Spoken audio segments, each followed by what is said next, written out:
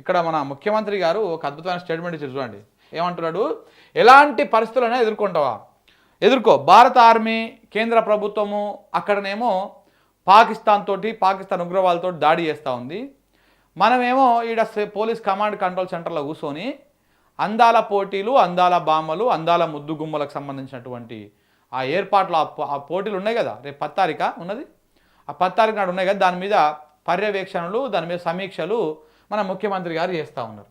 మళ్ళీ దానికి ఇది ఒక స్టేట్మెంట్ ఇట్లాంటిది. ఎలాంటి పరిస్థితులను ఎదుర్కొంటాం మీరని, మీరు ఏం ఎదుర్కోవాల్సిన అవసరం లేదు, నిమ్మలంగా ఉండండి, భారత ఆర్మీ చూసుకుంటూనే ఉన్నది, ఏం టెన్షన్ పడాల్సినటువంటి అవసరం లేదు. మీరు అందాల ముద్దుగుమ్మలు ఉన్నారు కదా, ఈ అందాల ముద్దుగుమ్మల అందాల పోటీల మీద, ఏర్పాట్ల మీద మళ్ళీ మీరు పర్యవేక్షణ చేసుకోండి, మళ్ళీ మీరు దాని మీదనే కొంత ఫోకస్ పెట్టండి. మీరు అదే చేస్తారు, అంతకుమించి ఇంకోటి ఏం లేదు.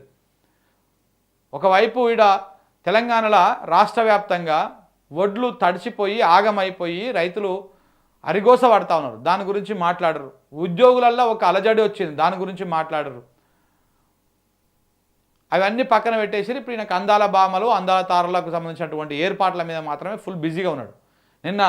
నిన్న అత్యవసర మీటింగ్ పెట్టి ఏదో హడావుడి చేసేటువంటి ప్రయత్నం, ఇవన్నీ ఉట్టినే అనిపిస్తున్నాయి చూస్తుంటుంటే. ఇంకొకటి, రేవంత్ రెడ్డి గారు వార్త వచ్చింది కాబట్టి, మీ గురువు గారితో ఒక వార్త బాగా జరుగుతుందండి, చూడండి ఒకసారి. ఇప్పుడు నువ్వు కూడా చాలాసార్లు ఢిల్లీకి పోయినావు.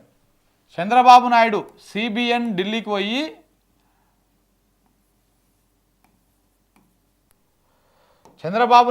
పోయి ఏం తెచ్చిండు, మీరు ఢిల్లీకి పోయి ఏం తెచ్చారు? మీ పర్యటన వల్ల ఆయన పర్యటన వల్ల ఏమైంది? మీరు కూడా చాలాసార్లు పోయారు, ఆయన కూడా చాలాసార్లు పోయిండు కదా, ఒకసారి చూడండి. ఇక 43 సార్లు మీరు ఢిల్లీకి పోయారు ఇప్పటిదాకా. 43 సార్లు ఢిల్లీకి పోయి తెలంగాణకు 43 పైసలు కూడా తేలే, గుండుసున్నా తెచ్చారు. చూడండి, అదే ఆంధ్రప్రదేశ్ ఢిల్లీకి ఎన్నిసార్లు పోయింది, ఎన్ని తెచ్చుకున్నది, ఇక్కడ చూడండి, మీకు అర్థమవుతుంది. ₹1 తేలే. వీళ్ళు ఇప్పటికే అమరావతికి సంతోషం తెచ్చుకోవాల్సిందే, నిధులు తెచ్చుకుంటున్నారు. అలాగనే ఇక చూడండి, ఇక్కడ ఇక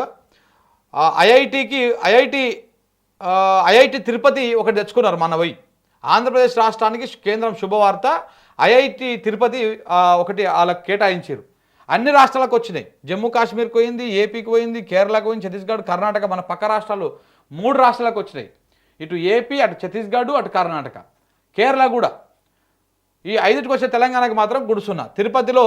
తిరుపతి ఐఐటి సహా 5 ఐఐటీలకు వచ్చే 4 ఏళ్ల కాలంలో 6,500కు పైగా సీట్లను పెంచాలని మోడీ కేబినెట్ నిర్ణయించింది. మొత్తం 11,828 కోట్ల ఖర్చు చేసి ఈ 5 ఐఐటీల్లో విద్యా మౌలిక సదుపాయాల సామర్థ్యాన్ని పెంచాలని కేంద్రం నిర్ణయం తీసుకున్నది. మరొక వైపు తెలంగాణ నుంచి 8 మంది ఎంపీలు, ఇక్కడ 8 మంది బీజేపీ వాళ్ళు, 8 మంది కాంగ్రెస్ వాళ్ళు, వీళ్ళు కూడా సగం మంది బీజేపీ వాళ్ళే. కానీ ఈడ 16 మంది ఉండి మనకు తెచ్చింది ఏంటిది, గుండుసున్నా. ఇక్కడ ఏపీలో చంద్రబాబు నాయుడు అమరావతి నిధులు తెచ్చుకుంటున్నాడు, ఐఐటీలు తెచ్చుకుంటున్నాడు. ఇట్లా వాళ్ళకి కావాల్సినటువంటి నిధులు, వాళ్ళకి కావాల్సినటువంటి పనులన్నీ కూడా చేపించుకుంటున్నారు. మరి మనోళ్ళు ఏం చేస్తున్నారు?